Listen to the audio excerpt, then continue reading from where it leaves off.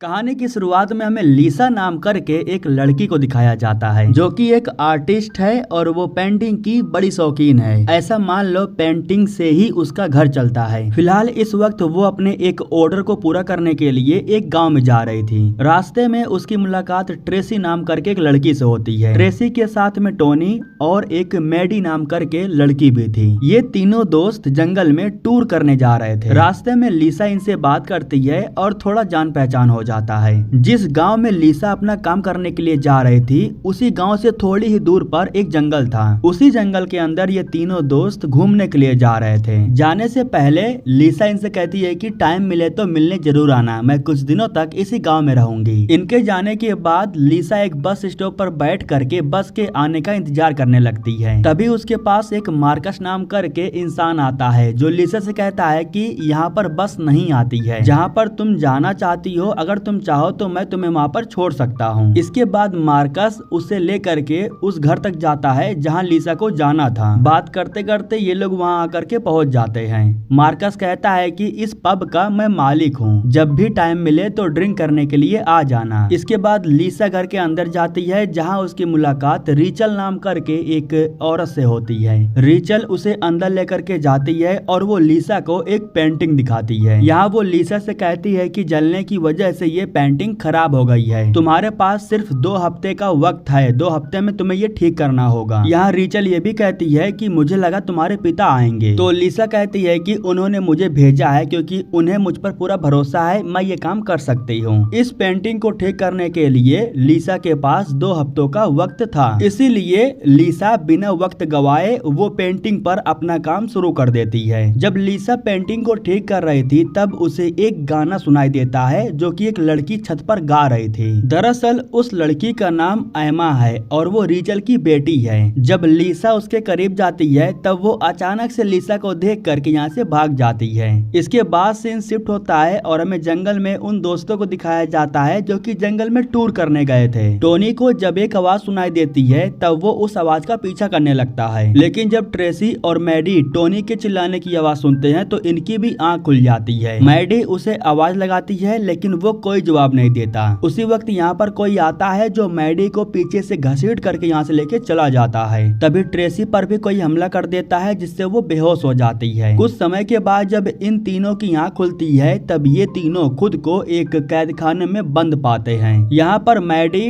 Tony और Tracy ये तीनों थे। इस जगह पर हम एक बड़ा सा कुआं भी देखते हैं। कुछ समय के बाद यहाँ पर एक हट्टा कट्टा इंसान आता है जिसका नाम है रोनी। उसके हाथों में एक बर्तन का सामान था जिसको लेकर के वो कुएं के पास जाता है। उस बर्तन को रस्सी से बांध करके कुएं में गिरा देता है। कुछ समय के बाद जब वो बर्तन को बाहर निकालता है तब उसमें उसे खून मिलता है। यहाँ जो टोनी था वो बार बार चिल्ला रहा था, इसीलिए रोनी को गुस्सा आता है और वो उसे पीटने लगता है। वो उसे मार करके सबसे पहले घायल कर देता है, फिर उसके हाथों को काट देता है। इसके बाद वो टोनी को उठाता है और फिर उसे कुएं में फेंक देता है। मैडी और ट्रेसी अपने दोस्त को इस तरह मरता हुआ देख करके बहुत रो रहे थे। इसके बाद सीन शिफ्ट होता है और हमें लीसा को दिखाया जाता है जो कि पेंटिंग को अच्छे से साफ कर रही थी। पेंटिंग में उसे बड़ा ही अजीब एक शैतान दिखाई देता है। जब वो शैतान के चेहरे को साफ कर रही थी तभी अचानक से उसका हाथ कट जाता है और उसके खून का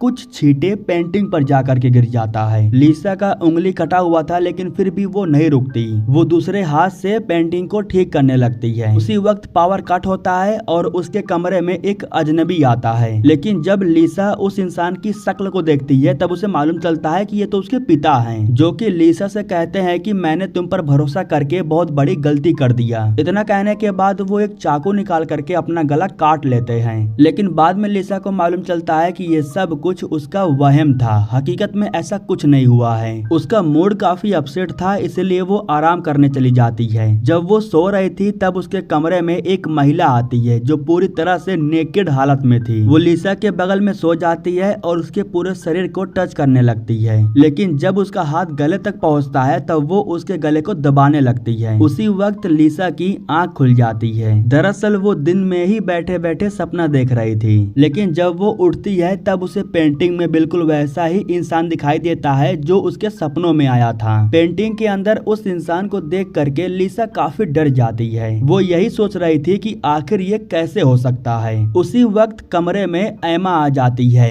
जो कि लीसा से कहती है कि इस पेंटिंग को ठीक मत करो। अगर तुमने इस पेंटिंग को पूरी तरह से ठीक कर दिया तो इसके अंदर जो शैतान है वो आजाद हो जाएगा और फिर उस शैतान को वश में करना मुश्किल हो सकता है। लीसा को लगा कि ये सब कुछ एमा का इमेजिनेशन है, इसीलिए वो उसकी बातों पर ज्यादा ध्यान नहीं देती। वो थोड़ा मूड को फ्रेश करने के लिए मार्कस के पब में आ जाती है, जहाँ वो मार्कस के साथ ड्रिंक करती है और उसे बताती है कि जब से वो यहाँ पर आई है तब से उसके साथ बहुत बुरा हो रहा है। उसे ऐसी चीजें दिखाई देती हैं जो हकीकत में नहीं होती। मेरे सपनों में बहुत बुरे लोग आ रहे हैं जो मुझे मारने की कोशिश करते हैं और मुझे ऐसा लगता है जिस पेंटिंग पर मैं काम कर रही हूँ वो बहुत अजीब है। उस पेंटिंग में कुछ तो खास बात जरूर है। मार्कस कहता है कि तुम अपनी लाइफ में काम को लेकर के काफी सीरियस हो। थकावट की वजह से कभी कभी ऐसा होता है, इसीलिए तुम्हें आराम भी कर लेना चाहिए। अब इसके बाद सीन शिफ्ट होता है और हमें फिर से रोनी को दिखाया जाता है। अगले दिन वो फिर से उस बर्तन के सामान को लेकर के कुएं के पास जाता है और उसे नीचे गिरा देता है। इस बार कुएं के अंदर हम एक हाथ को देखते हैं। वो जो कोई भी था वो अपना हाथ काटता है और बर्तन में ढेर सारा खून गिरा देता है। इसके बाद रोनी उस खून को लेता है और उसे शुक्रिया कहता है। कुएं में जो कोई भी है उसे खाना खिलाने के लिए रोनी इस बार जा करके मैडी का शिकार करता है। वो मैडी को मारता है, पीटता है और उसके हाथों को काट देता है। और जब मैडी जबरदस्ती कर रही थी तब रोनी एक हथियार से उसकी आंख को बाहर निकाल लेता है। इसके बाद वो मैडी को उठाता है और उसे ले जा करके कुएं में फेंक देता है। इसके बाद सीन शिफ्ट होता है कुएं के अंदर, जहां हम एक बहुत ही खतरनाक शैतान को देखते हैं जो कि मैडी के ऊपर जा करके बैठ जाता है और उसके मांस को नोच करके खाने लगता है। इसके बाद हमें रिचल को दिखाया जाता है जो कि लीसा से काफी नाराज थी क्योंकि लीसा अपने काम को ठीक तरह से कर नहीं पा रही थी। इसलिए रिचल उसे कहती है कि अगर तुमने ये काम पूरा नहीं किया तो तुम्हें पेनल्टी लगेगी। तुम्हें ये बात अच्छे से पता है कि पेनल्टी की वजह से तुम्हारा स्टूडियो भी बंद हो सकता है। तुम्हारे पिता जो तुम पर भरोसा करते हैं उनका भरोसा भी खत्म हो जाएगा। इसलिए मैं चाहती हूँ कि जितनी जल्दी हो सके तुम उतनी जल्दी इस काम को खत्म करो। उस पेंटिंग को ठीक करने के लिए आखिर रिचल इतनी जल्दबाजी क्यों कर रही है, ये बात लीसा को समझ में नहीं आ रहा था। रात काफी ज्यादा हो गई थी, इसलिए लीसा जाकर के सो जाती है। जब वो सो रही थी तब उसके कमरे में दो लोग आते हैं। अचानक से जब लीसा की आंख खुलती है तब वो टोनी और ट्रेसी को देखती है। टोनी व्हील चेयर पे बैठा हुआ था और वो काफी जख्मी हालत में था। ट्रेसी भी काफी जख्मी हालत में थी और वो लीसा से कह रहे थे कि हमें बचा लो। फिलहाल दोस्तों ये एक सपना था, लेकिन ये बहुत बुरा सपना था। इस सपने को देखने के बाद लीसा को नींद नहीं आ रहा था, इसलिए वो मार्कस के पास चली जाती है, जहाँ वो मार्कस को अपने बुरे सपनों के बारे में बताती है। यहाँ वो मार्कस से ये भी कहती है कि मैं इस काम को अभी छोड़ भी नहीं सकती हूँ क्योंकि मेरे पिता को मुझ पर बहुत भरोसा है। इस काम को पूरा करने के लिए वो खुद आना चाहते थे लेकिन उन्होंने मुझे भेजा। यह सुन करके मार्कस कहता है कि अगर काम इतना जरूरी है तो काम को फटाफट खत्म कर दो। जितनी जल्दी तुम काम को खत्म करोगी उतनी ही जल्दी तुम्हें फुर्सत मिल जाएगा, जिसके बाद तुम फ्री होकर के यहाँ से जा सकती हो। लीसा घर आती है और वो इस बार काम को पूरा करने के लिए ड्रग्स लेती है। उसी वक्त लीसा को अपने कमरे में पर्दे के पीछे किसी के रोने की आवाज सुनाई देती है। जब लीसा जाकर के चेक करती है तब उसे मालूम चलता है कि ये तो मैडी है जिसका बहुत बुरा हाल हो गया था।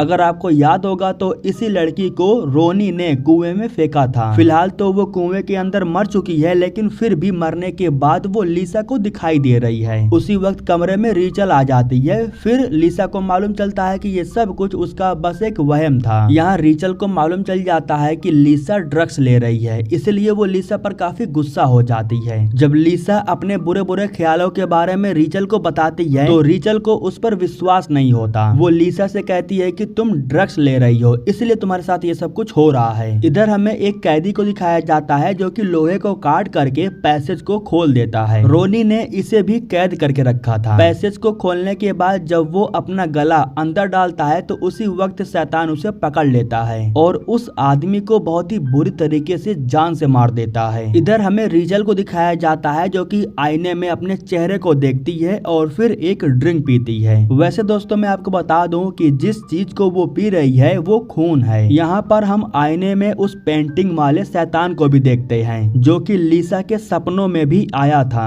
अगले दिन सुबह में लीसा का मूड काफी फ्रेश था। वो उठती है और सीधा पेंटिंग को ठीक करने लगती है, लेकिन लेकिन जब वो पेंटिंग को ठीक कर रही थी तो उसी वक्त कमरे में एमा आ जाती है, जो कि लिसा से कहती है कि इस पेंटिंग को ठीक मत करो, इन सब के पीछे मेरी माँ का हाथ है, उन्होंने श्राप को जागृत किया है।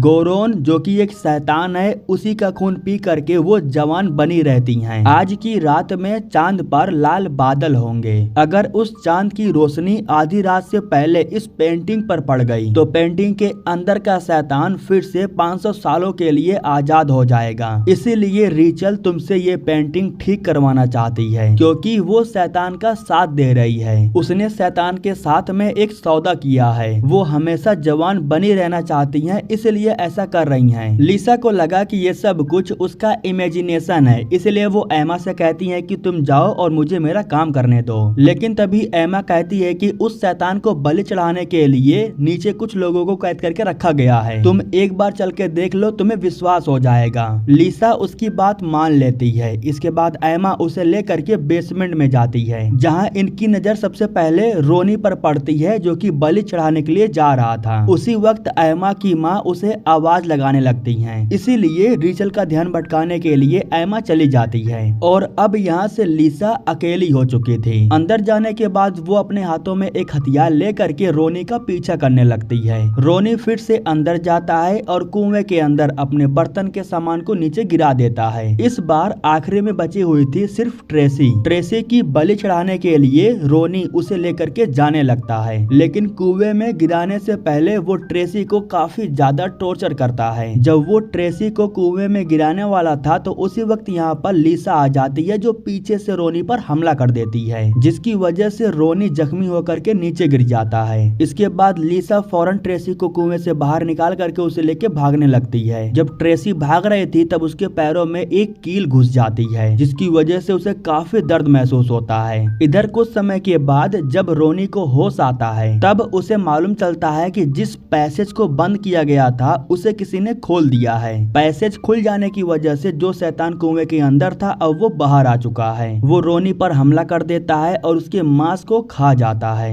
इधर लिसा ट्रेसी को लेकर के जैसे ही घर के बाहर निकलने वाली थी तो उसी वक्त घर के दरवाजे पर मार्कस आ जाता है। उसके हाथ में एक क्रॉसबो था, जिससे वो ट्रेसी पर हमला कर देता है, जिसकी वजह से ट्रेसी की मौत हो जाती है। इसके बाद वो लिसा को अंदर लेकर के जाता है और उसे फौरन पेंटिंग को ठीक करने के लिए कहता है। लिसा के पास कोई ऑप्शन नहीं बचा हुआ था, वो ऊपर जा करके पेंटिंग को ठीक करने लगती है। पेंटिंग को साफ करते वक्त उसे रिचल के हाथों में एक पेपर दिखाई देता है, जिस पर कुछ मंत्र लिखा हुआ था और उन्हीं मंत्रों को पढ़ करके वो शैतान को अपने वश में कर रही थी। उसी वक्त यहाँ पर एमा आ जाती है, जो कि पेंटिंग पर पेट्रोल छिड़क देती है और उसे जलाने की धमकी देती है। दरअसल एमा ये सब कुछ बंद करने के लिए बोल रही थी, लेकिन तभी मार्कस एमा को खत्म करने के लिए क्रॉसबो उठा लेता है। तभी लिसा उस पर हमला करके एमा को बचा लेती है, लेकिन इसके बाद रीचल जा करके क्रॉसबो को ले लेती है और उससे लिसा पर हमला कर देती है। लिसा जख्मी होकर के नीचे गिर जाती है। इसके बाद मार्कस लिसा को मारने के लिए जा रहा था, लेकिन तभी लाल चांद की रोशनी इन सभी के ऊपर पड़ने लगती है, जिसकी वजह से इन सभी लोगों को बहुत ही बुरी तरह से तकलीफ होने लगती है। ये लोग मर करके नीचे गिर जाते हैं और इनका जो शरीर था वो धूल मिट्टी में तब्दील हो जाता है। इन सब के खत्म हो जाने के बाद एमा का भी असली चेहरा हमारे सामने आ जाता है। दरअसल वो बच्ची के रूप में कोई बूढ़ी औरत थी। पल भर में उसे भी मुक्ति मिल जाती है। इसके बाद जब लिसा उठ करके यहाँ से जाने लगती है तब वो उस शैतान को देखती है, जो कि लिसा के कमरे की तरफ ही आ रहा था। वो शैतान को देख करके फौरन दरवाजे को बंद कर लेती है। इसके बाद वो फौरन जा करके पेंटिंग को साफ करती है और फिर उन मंत्रों को पढ़ने लगती है जो कि पेपर पर लिखा हुआ था। जब वो मंत्रों को पढ़ती है तो शैतान उसके वश में हो जाता है। अब असल में यहाँ पर हुआ क्या ये तो हमें नहीं दिखाया जाता है। सीन शिफ्ट होता है और हमें 30 साल बाद का सीन दिखाया जाता है, जहाँ हमें मालूम चलता है कि अब लिसा इस पूरे जगह की मालकिन बन चुकी है और बेसमेंट के अंदर जिस जगह पर लोगों को कैद करके रखा जा रहा था उस जगह पर उसने शैतान को कैद करके रखा है और वो हर दिन शैतान के शरीर से खून को निकाल करके उस पर एक्सपेरिमेंट करती है। दरअसल इस एक्सपेरिमेंट के जरिए वो कुछ हासिल करना चाहती है। फिलहाल जो भी हो, इसी के साथ ये कहानी यहीं पर खत्म हो जाती है।